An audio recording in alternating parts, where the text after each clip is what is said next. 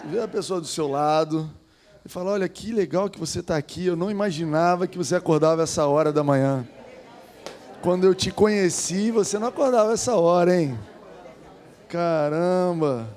Percebo pessoas, novos adeptos aqui ao culto de 9h30. Você que está online também, bem-vindo. Está assistindo ao vivo. Online as pessoas podem assistir mais tarde, né? Você acordou tarde. Está tudo certo. Gente, a gente está começando uma série nova. As próximas 3 semanas, então, a gente vai estar numa série. Você não quer faltar o culto nem um dia. Em especial as próximas 3. Que bom que você está bem no comecinho. E é bom estar aqui com vocês. Eu estou super animado pelo que Deus tem para nós. Eu senti que esse janeiro começou animado, alinhado, assim, agitado. Esse negócio de, no Brasil, a gente começa o ano só, depois do carnaval.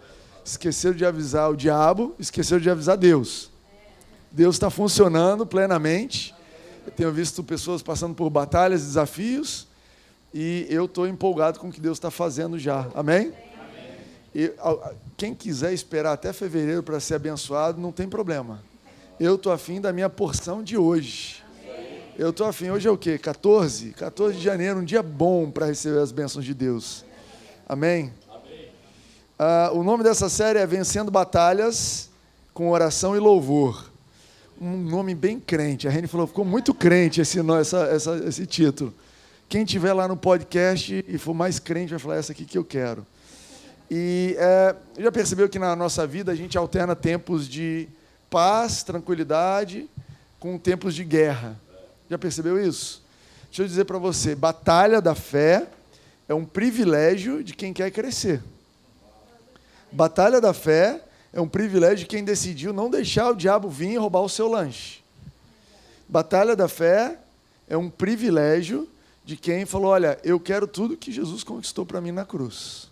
Se você quer uma vida sem batalhas, abra mão de crescer, deixa o diabo com a parte dele. Você já viu? Eu me lembro do dia que eu fiquei horrorizado quando eu conversando com a pessoa falou, não, na minha bolsa tem uma parte, tem um celular e um dinheiro do ladrão. Já ouviu falar disso? Esse aqui é o do ladrão. Meu amigo, na minha vida não tem nada do ladrão. Não tem nada para o ladrão. Não, o diabo pode mexer até ali, daqui não. Não, é meu. Jesus morreu na cruz por mim, para me comprar aquilo ali. Foi um preço árduo, mas foi plenamente pago. E a Bíblia ensina a gente, não deis lugar ao diabo. Entende o que é isso aí? Cara, não deixa ele botar um dedinho. Olha, eu posso pelo menos influenciar assim, das 11 às 11h30? Não pode. Não pode. Mas isso envolve batalha.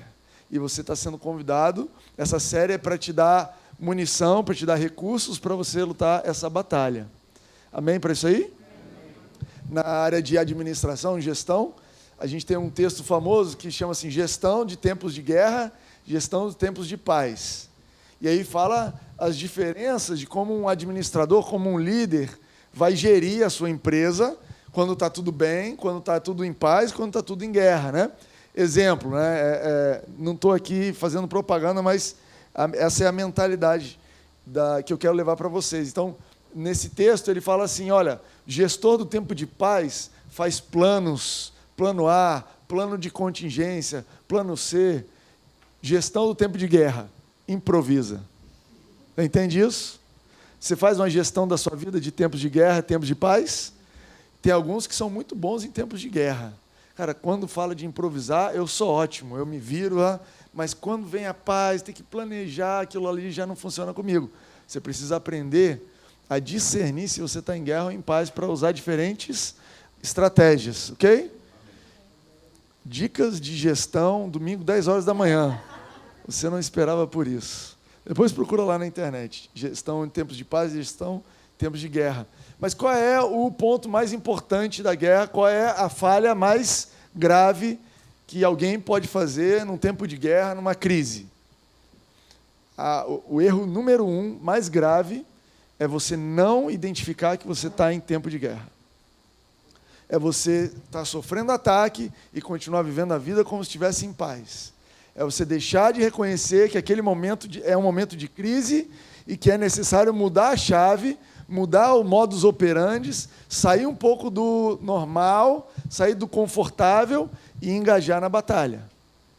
Se você e eu falhamos em reconhecer que estamos sendo atacados, a gente falha em todo o resto, que é como é que você vai responder.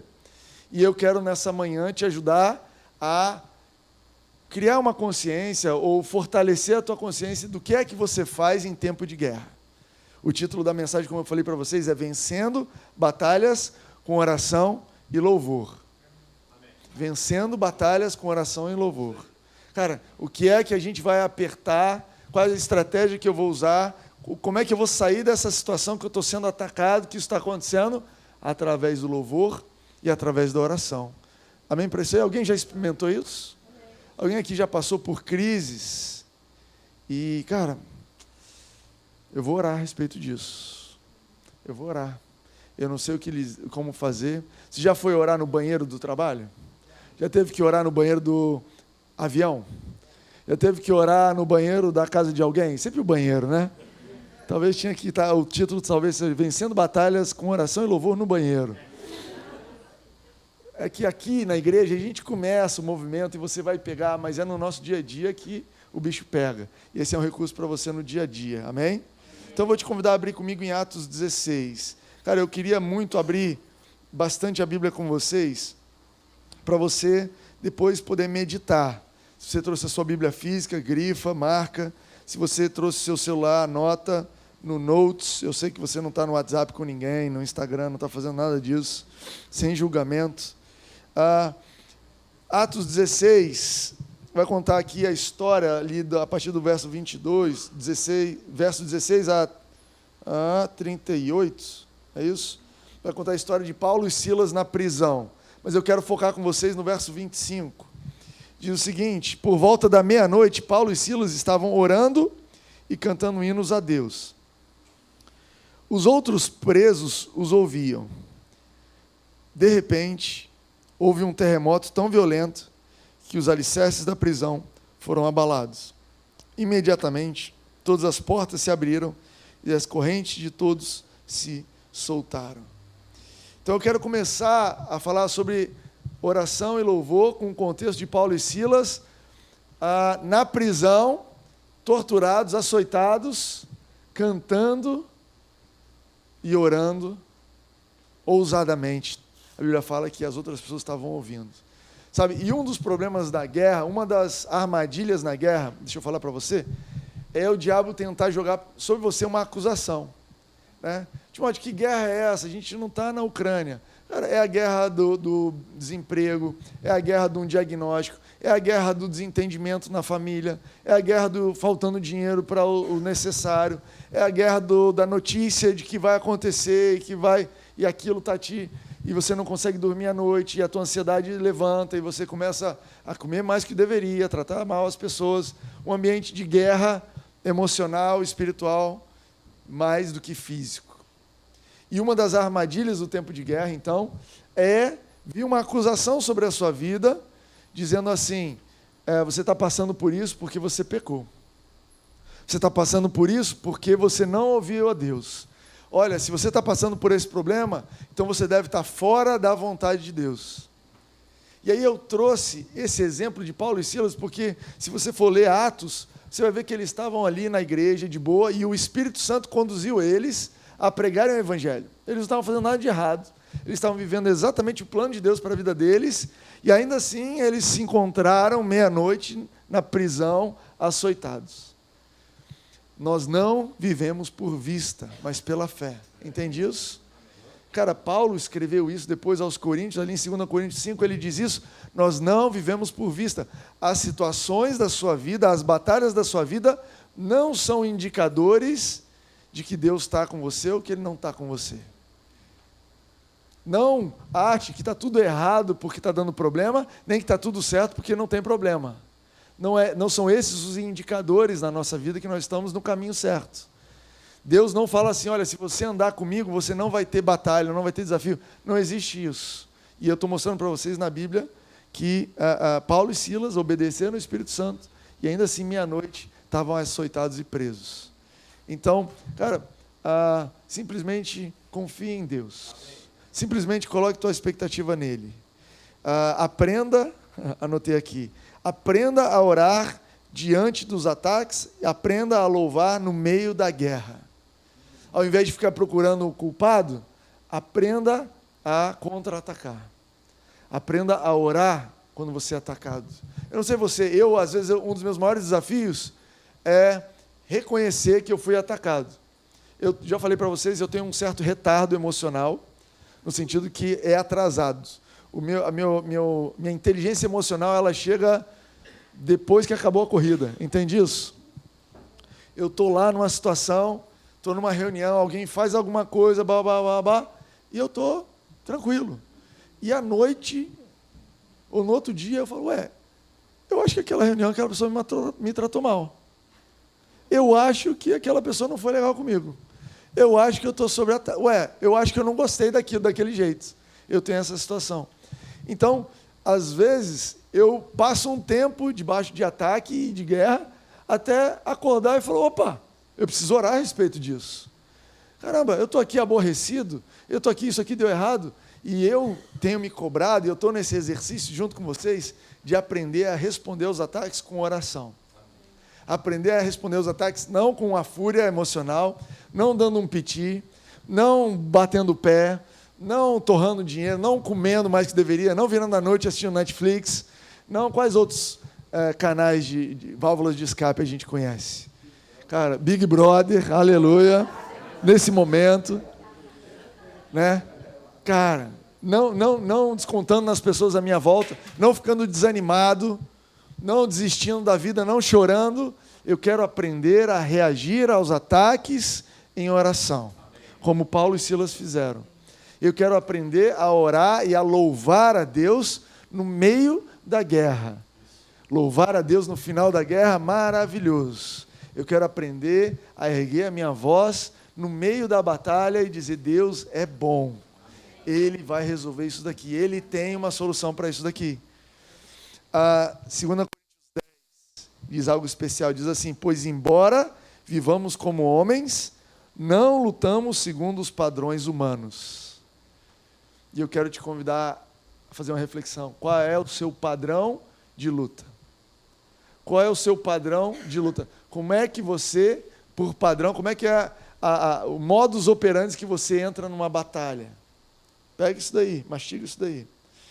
Agora, um hábito comum no meio cristão é pedir alguém para orar.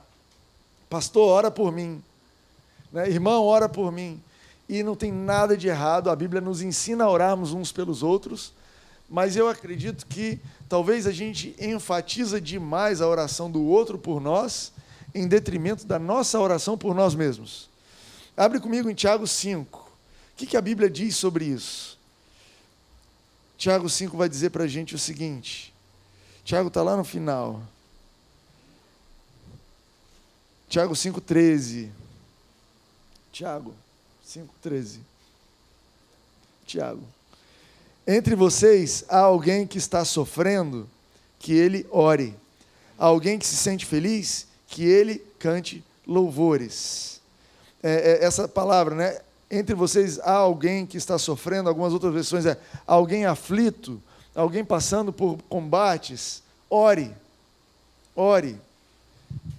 Ore. Não está falando busque a oração de alguém. Depois desse texto vai falar, se tem alguém doente com alguma questão, procura alguém para orar por ele, mas a respeito das tuas aflições, a Bíblia fala, ore.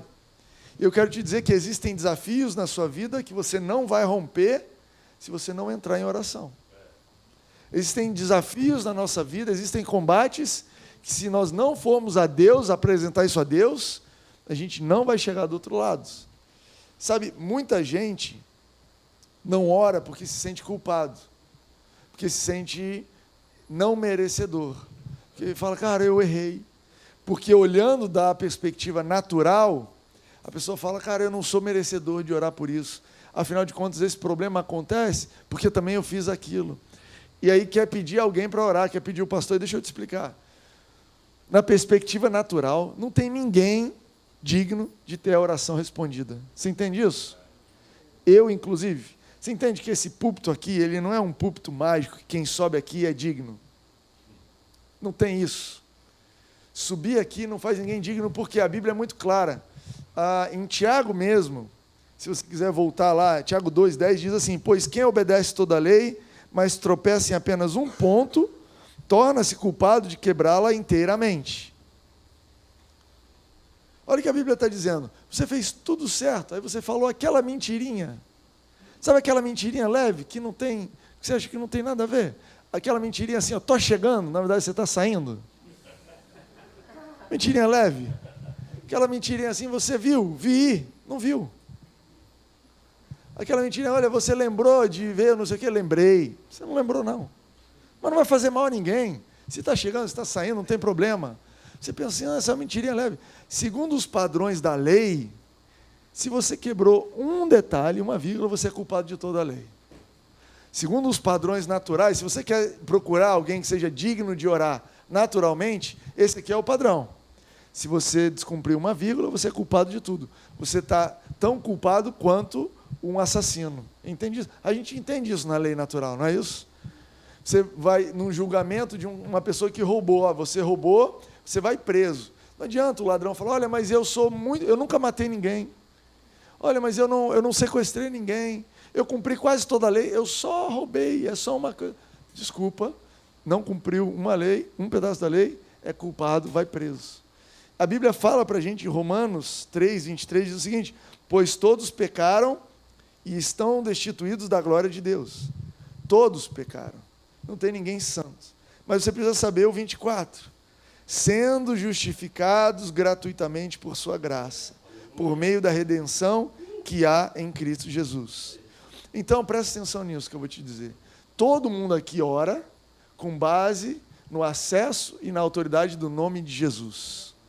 Nenhuma oração chega aos céus com uma autoridade diferente dessa. Agora, se é pela autoridade do nome de Jesus, não faz a diferença se é o Timóteo orando ou se é você orando. Não faz a diferença se você está orando por você ou se é outra pessoa. Se você está orando em nome de Jesus e alinhado com a palavra, a sua oração tem tanto poder quanto a minha oração. Amém para isso aí? Amém. Romanos 8 ainda diz assim, olha, o Espírito Santo nos ajuda com as nossas fraquezas para nos ensinar a orar como convém. Cara, o Espírito Santo está ajudando a sua oração. Deus está filtrando a tua oração. Você não precisa ter medo de não saber orar. Eu dei um exemplo aqui. Quem aqui sabe andar de elevador? A maioria de vocês sabe? Você entende que o poder do elevador, ele te sobe, o movimento do elevador não tem a ver com quão inteligente você é. Se você pagou o condomínio ou não pagou. O elevador ele não te leva para cima com base no seu entendimento de como o elevador funciona. Eu, Timóteo, tenho um breve entendimento de como o elevador funciona. Eu sei que para eu subir um peso desce. Sei muito mais que isso. Mas o elevador não requer que eu conheça de como ele funciona. Como é que o elevador faz para me levar para cima? Eu entro, eu aperto o botão e espero, e ele faz o trabalho dele. Beleza? É isso? O seu elevador é assim também? Não, mas entrou uma pessoa que é analfabeto. Apertou o botão, o elevador sobe. Não, entrou aqui um PhD.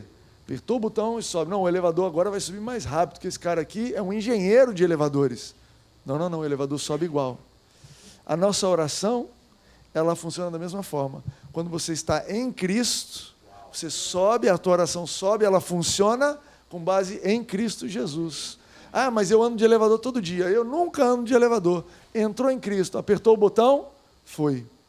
O único jeito de não funcionar o elevador é o quê? Você não apertar o botão. Vocês já entenderam isso? Quem aqui já entrou no elevador, ficou olhando no espelho, cabelo, pá, não chega, o que acontece? Tem que apertar o botão. A mesma coisa tem a ver com o tempo de oração. Não importa, não é sobre os seus méritos, é sobre os méritos de Jesus. A única coisa que você precisa fazer é orar, é pedir, é trazer Ele para o teu contexto. Amém para isso aí? Amém. Eu quero te convidar a fazer algumas confissões de fé aqui comigo nessa manhã. Vamos confessar juntos. Os meus pecados foram perdoados em Jesus. Eu sou um filho, uma filha amado. Eu sou um filho amado ou uma filha amada? Calma aí, gente. Fala de novo. Eu sou um filho amado. O meu Pai ouve as minhas orações. Cara, você precisa ter isso enraizado dentro de você. A minha oração, ela não está batendo aqui no teto. A minha oração não está indo menos porque Jesus abriu espaço para que eu pudesse orar, para que eu pudesse subir. Agora, em termos de oração, e eu estou tentando correr aqui, percorrer aqui um conteúdo para a gente poder chegar semana que vem. Eu tenho planos muito bons a seu respeito nas próximas semanas. Estou até na expectativa, quase que eu queria pular esse domingo. Mas parece que na igreja existem dois tipos de crente. O crente que grita e o crente que faz em silêncio. Vocês entendem isso? Algumas pessoas já buscaram e falaram: Timóteo, gostei muito da igreja, porque você não grita. Eu falei: caramba, de tudo que a gente fez, a melhor parte foi a gente não grita. Putz, a gente podia não gritar lá no hotel. Mas a gente tem um pouco dessa questão, né, no meio cristão. Tem umas pessoas muito expressivas a respeito da oração, e algumas pessoas que, vamos orar, irmão.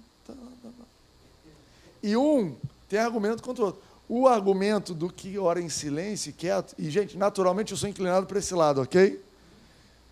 A oração, o argumento de quem ora calado, em silêncio, é o quê? Deus não é surdo. Deus não é surdo. Eu não preciso gritar.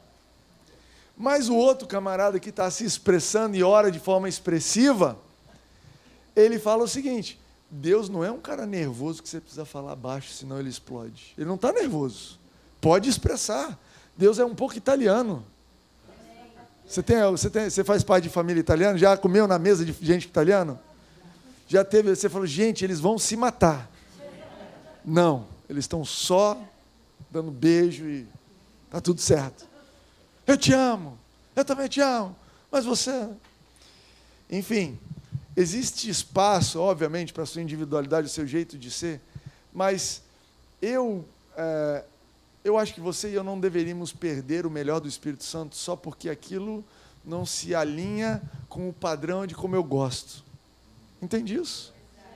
Não é sobre eu vim e o culto ser do jeito que eu gosto. É bom quando é do jeito que eu gosto. Mas também é bom quando é do jeito que eu não gosto. Porque eu não quero perder o melhor de Deus com base nos meus gostos. Eu quero aprender qual é o melhor de Deus e adaptar os meus gostos. Entende isso? Se precisar gritar, a gente vai gritar.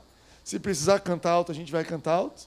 E aí, se você vai olhar na Bíblia, então vamos dar uma olhada na Bíblia se o pessoal orava mais calmo ou mais expressivo. A Bíblia é o padrão. E aí, dá uma lida em Atos. E aí eu trouxe alguns textos aqui para vocês julgarem. Se na guerra a gente fala baixo ou a gente fala alto. Você julga. Abre comigo aí em Atos 4, 23, 24. O contexto aqui é o seguinte. João e Pedro e João foram presos, e aí foram advertidos a não fazer mais aquilo, e aí eles foram soltos, e aí eles buscam os outros cristãos. E aí eles se encontram ali no verso 23. Vamos lá, estou abrindo. Calma que eu estou chegando também. 4:23. Quando foram soltos da prisão, né, Pedro e João voltaram para os seus companheiros e contaram tudo o que os chefes dos sacerdotes, os líderes religiosos, lhes tinham dito.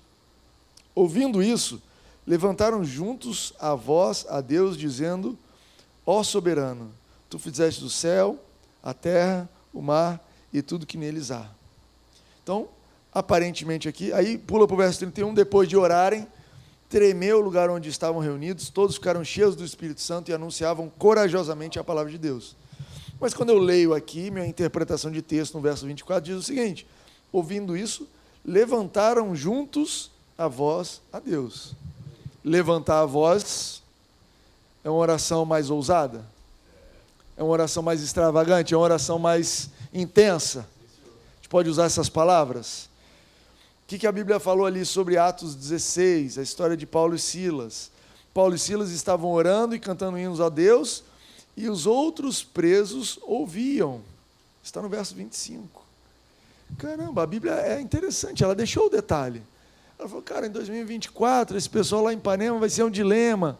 Ora alto, ora baixo. Mete uma frase aí, bota essas palavras, ó.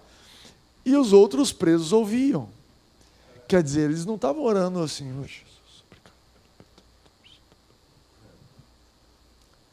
Meia-noite, eu imagino que na prisão devia ter uma galera reclamando. E eles estavam ali orando de forma ousada e intensa. O que eu quero dizer? Se os discípulos oravam de uma forma ousada e intensa, eu quero orar de uma forma ousada e intensa. O que eu quero dizer é que em tempos de guerra, você precisa ser intenso e ousado. Em tempos de guerra, não adianta você tentar usar de insegurança, timidez. Não, eu vou. Não. Tempos de guerra exigem medidas extremas. Tempos de crise exigem intensidade. Eu vou entrar, eu vou orar.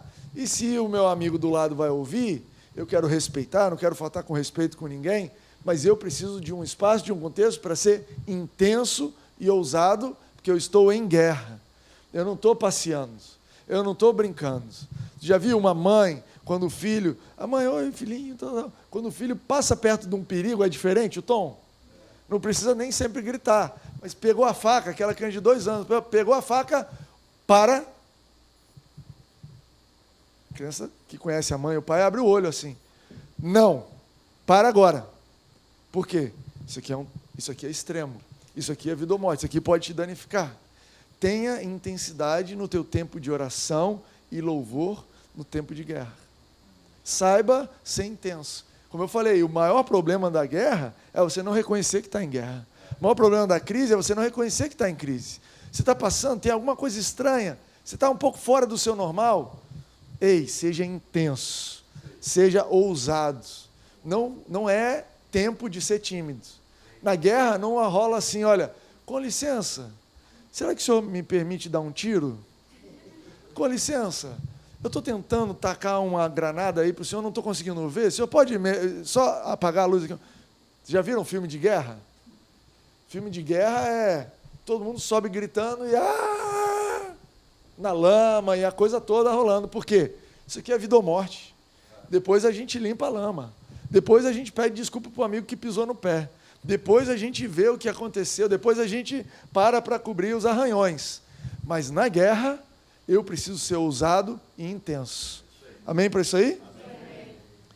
Uau! A ousadia, existe poder em orar e louvar com ousadia. Não é sobre gritar para Deus ouvir, mas ser intenso. A ousadia de levantar a voz faz algo em nós e nos abençoa de uma forma que a oração silenciosa não alcança. Existe tempo para oração silenciosa? Lógico que existe. Mas existe algo que acontece dentro de você quando você declara, quando você diz. Lucas 6,45 fala assim, pois a boca fala do que está cheio o coração. Quando você está convicto, quando você está ousado, você abre a sua boca e você fala. Jesus é a nossa segurança, por isso nós oramos e louvamos com intensidade. Amém para isso aí? Amém. Então a gente já falou aqui sobre orar no tempo de guerra, a gente já falou sobre a importância de você saber orar por você. Se você depende sempre da oração dos outros, você vai se encontrar em apuros. Você imagina se Paulo e Silas falam assim, nós estamos presos. Vamos mandar uma mensagem para o nosso pastor vir orar por nós. Lá em Antioquia. Amigo, não dá tempo. É agora, o ataque está rolando agora. E a gente falou aqui sobre orar de forma intensa e ousada. Agora, eu quero falar um pouquinho sobre o que é que essa oração faz com você. O que é que a oração faz em nós. E a gente vai encerrar esse tempo com um período de oração aqui. Quero te dar a oportunidade de não só ser ouvinte da palavra, mas praticante. Colocando em prática. Experimentando na vida real. Mas eu acredito que a oração, ela começa com uma intenção, de trazer Deus e reconhecer Ele no seu contexto e convidar Ele para o seu contexto. A oração, ela começa com você dizendo, Deus, eu entendo que eu bati o carro, e aparentemente isso aqui é natural, mas eu quero te convidar para estar aqui no meu contexto e me ajudar a resolver essa situação. Deus, eu entendo que esse boleto é uma coisa natural, mas eu quero orar a respeito desse boleto, eu quero orar a respeito dessa vaga, quero orar a respeito dessa discussão, quero orar a respeito desse relacionamento, que eu quero te convidar para participar desse contexto. Você entende? Deus está lá com você. Mas enquanto você não reconhece Ele naquele ambiente, Ele não tem poder. Você acredita que você pode passar toda a dificuldade da vida, tendo Deus do seu lado, tendo a solução do seu lado e nunca lançar a mão dessa dificuldade, porque você simplesmente está operando só no natural. Mas quando a gente ora, a gente fala assim, opa, existe um contexto espiritual por trás de todas as coisas e eu vou resolver isso aqui no espiritual. Você já viu isso? Sabe quando você vai resolver isso em outra dimensão? Você já foi em um estabelecimento e uma pessoa tentou te atender e não resolveu, e você fala assim, não, beleza, eu vou resolver de outro jeito, eu vou resolver em outra dimensão.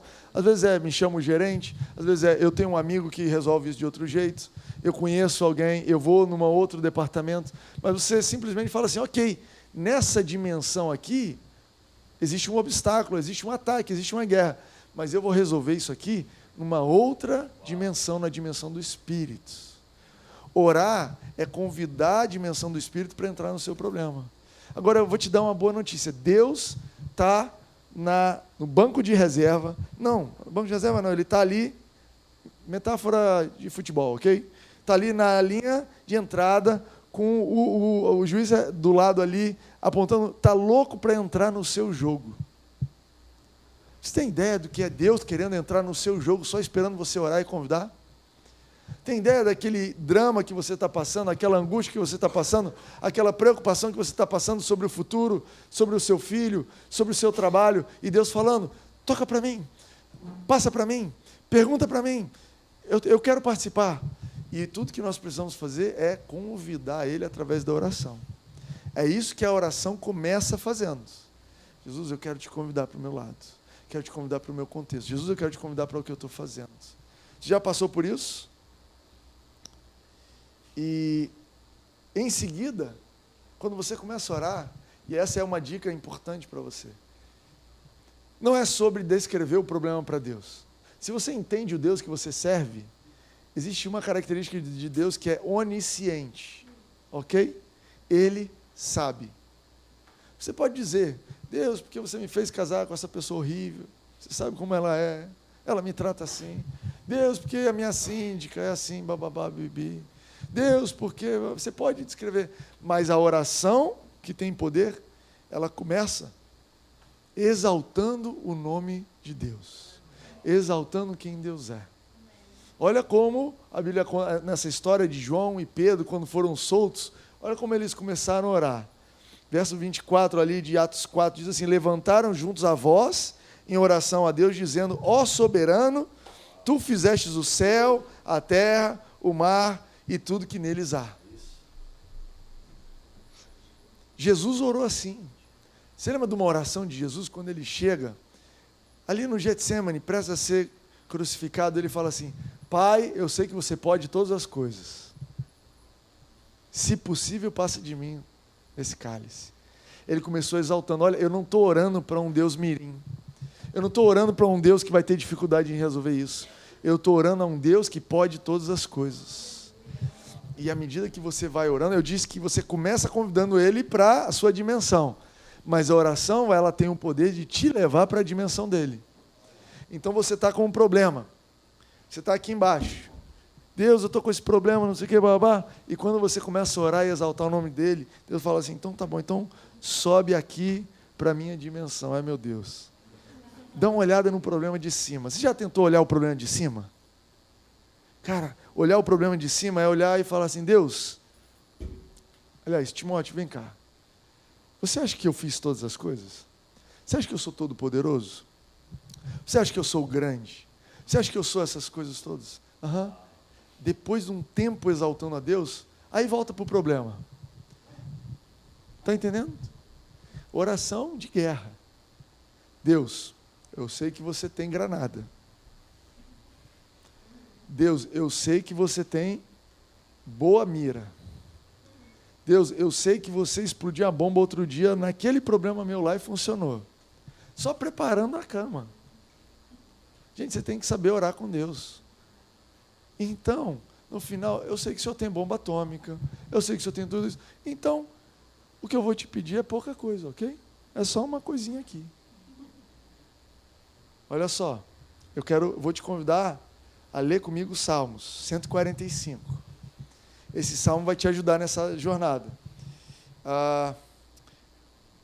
Presta atenção, Salmo 145. Eu quero ler o salmo inteiro contigo, para você entender o que é uma oração de tempo de guerra. Como é que a gente começa? Salmo 145, 1. Eu te exaltarei, meu Deus e meu Rei, bendirei o teu nome para todo sempre. Todos os dias te bendirei e louvarei o teu nome para todo sempre. Grande é o Senhor e digno de todo louvor, a sua grandeza é insondável. Uma geração contará a outra a grandiosidade dos teus feitos, eles anunciarão os teus atos poderosos. Proclamarão o glorioso esplendor da tua majestade e meditarei nas maravilhas que fazes. Anunciarão o poder dos teus feitos temíveis, e eu falarei das tuas grandes obras. Proclamarão as memórias da tua imensa bondade e celebrarão a tua justiça. O Senhor é misericordioso e compassivo, tardio em irar-se e grande em amor leal. O Senhor é bom com todos, a sua compaixão alcança tudo o que Ele faz. Rendam-te graças todas as tuas obras, Senhor, e os teus fiéis te bendigam. Verso 11, eles anunciarão a glória do teu reino e falarão do teu poder. 12, para que todos saibam dos teus feitos poderosos e do glorioso esplendor do teu reino. O teu reino é reino eterno, e o teu domínio permanece de geração em geração.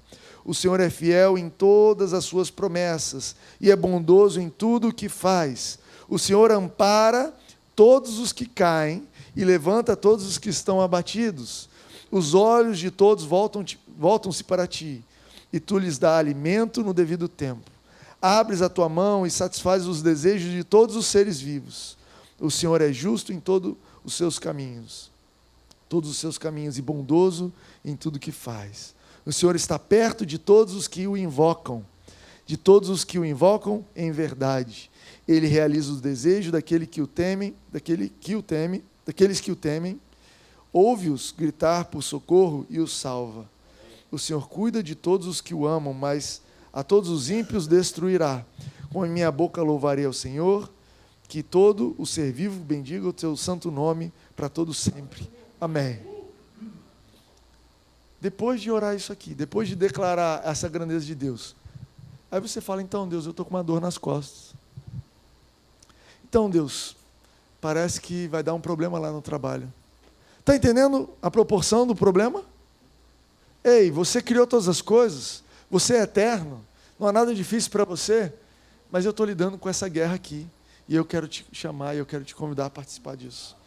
E eu vou te convidar a ficar de pé, a gente vai encerrar por aqui, mas na semana que vem, eu vou avançar com vocês para um ponto muito importante, que é eles não simplesmente oraram, eles foram adiante e louvaram. Existe um poder em orar, e a gente falou aqui sobre o poder da oração que fortalece a sua fé, mas existe um poder ainda maior em orar e louvar. Orar e louvar. Faz para mim? A gente vai começar a tocar aqui. E eu vou te convidar a fechar os seus olhos. E se você está passando por um tempo de guerra, se você está passando por um tempo de batalha, eu quero te convidar a começar a orar e trazer a Deus para o teu contexto. Se você está num momento de crise, eu quero te convidar. Se você está passando por crise em alguma área da sua vida, em algum contexto específico, erga a sua voz e vamos orar. Não, Timóteo, eu estou tudo paz, tudo tranquilo. Louve a Deus. Agradeça a Deus pelo que Ele tem feito. Agradeça a Deus por quem Ele é na sua vida. Nós vamos ter alguns minutos aqui de colocar em prática oração e louvor, vencendo batalhas com oração e louvor.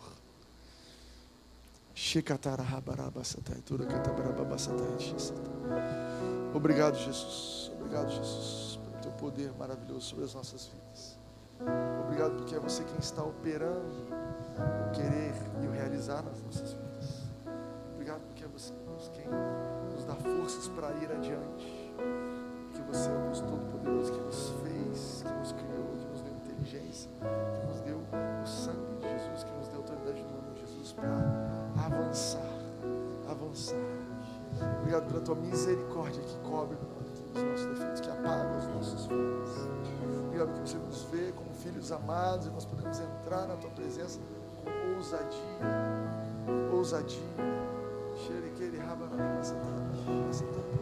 Como os filhos amados, nós chegamos ao nosso Pai. Nosso Pai Todo-Poderoso, obrigado porque você fez todos os meus dias, você escreveu todos os meus dias nos teus livros. Obrigado, Jesus, porque você tem planos maravilhosos a nosso respeito. A ti cabem os planos, a ti cabe o realizar, você sabe a resposta. É você que ilumina os nossos passos, você sabe todas as coisas, você tem planos maravilhosos a nosso respeito, Jesus. Obrigado, Deus, porque você tem para nós muito mais do que pedimos ou pensamos, segundo o teu poder que opera em nós. Obrigado pelo teu poder que tem operado nessa igreja, tem operado nas nossas vidas.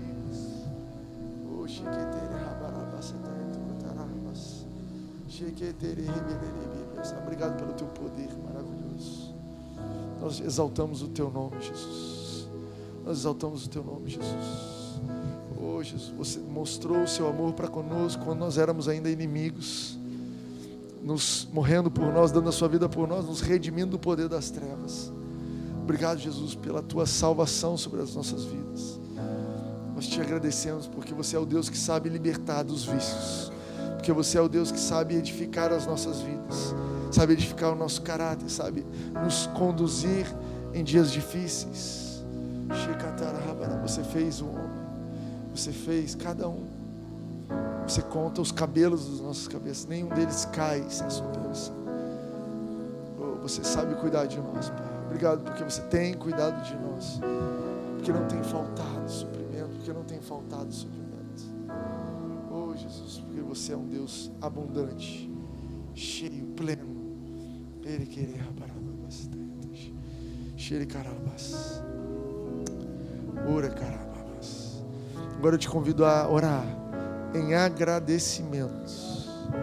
Comece a agradecer a Deus pela fé, por coisas que você está no meio da crise, no meio da batalha, coisas que você está combatendo. Comece a agradecer e comece a se alegrar pela fé. Alegre-se no Senhor, na força do seu poder. Alegre-se no Senhor. Não é uma batalha triste, é uma batalha que você sai vitorioso, vitoriosa. Obrigado, Jesus, pela vitória em todas as áreas. Se o Senhor é por nós, quem será contra nós? Se você está a nosso favor, o que é que nos podem fazer os homens? A tua palavra diz. Obrigado por essa vitória. Obrigado por essa vitória. Obrigado por essa vitória. Você consegue dizer isso? Deus, obrigado por essa vitória. Jesus, obrigado por essa vitória. Obrigado por mais uma vitória na minha vida. Obrigado porque você me fez vencedor sobre essa situação. Obrigado pela vitória sobre esse hábito. Obrigado pela vitória sobre essa condição. Obrigado pela vitória sobre essa tentação, esse problema, essa dificuldade. Obrigado pela vitória nesse contexto que eu estou inserido. Obrigado porque você vai fazer um caminho onde ninguém vê um caminho, mas eu já me alegro pelo caminho que o Senhor está fazendo mesmo agora. Deus, obrigado pelo diagnóstico positivo. Obrigado pela vitória sobre a doença. Obrigado pela vitória sobre esse diagnóstico, sobre essa dor, sobre esse incômodo. Obrigado pela vitória a respeito da minha vida emocional. Obrigado, Deus, pela vitória contra os sentimentos que vêm para me derrubar, contra sentimentos que vêm para me desanimar, contra palavras de desânimo, perspectivas que vêm para me desesperar. Obrigado, Jesus, porque você é a fonte da minha esperança. Obrigado, Jesus, porque é em Ti que nós dependemos. Em nome de Jesus. Em nome de Jesus. Quero declarar sobre a sua vida uma semana abençoada. Uma semana vitoriosa. Mais do que abençoada, uma semana vitoriosa. Uma semana de combates, mas você vai prevalecer sobre todos os seus inimigos. Uma semana que vai fazer a diferença no seu ano. Cara, você vai ver soluções na sua semana que você não imaginava. Você vai encontrar caminhos novos que você, vai saber que claramente isso é sobrenatural. Uma libertação de todo peso, uma libertação de toda confusão, uma libertação de tudo aquilo que vinha te desanimar, tudo aquilo que estava te desgastando. Uma semana de ânimo, de esperança, de nova motivação e inspiração. Você vai acordar feliz, você vai viver a sua vida feliz, você vai avançar com um sorriso no rosto, não porque você está vendo a solução, mas porque você sabe que Ele é a sua solução. Sabe que Deus tem uma solução para você, amém? Vamos dar uma salva de palmas a Jesus. Deus te abençoe. É isso aí. Até a semana que vem. Um abraço. Tchau, tchau.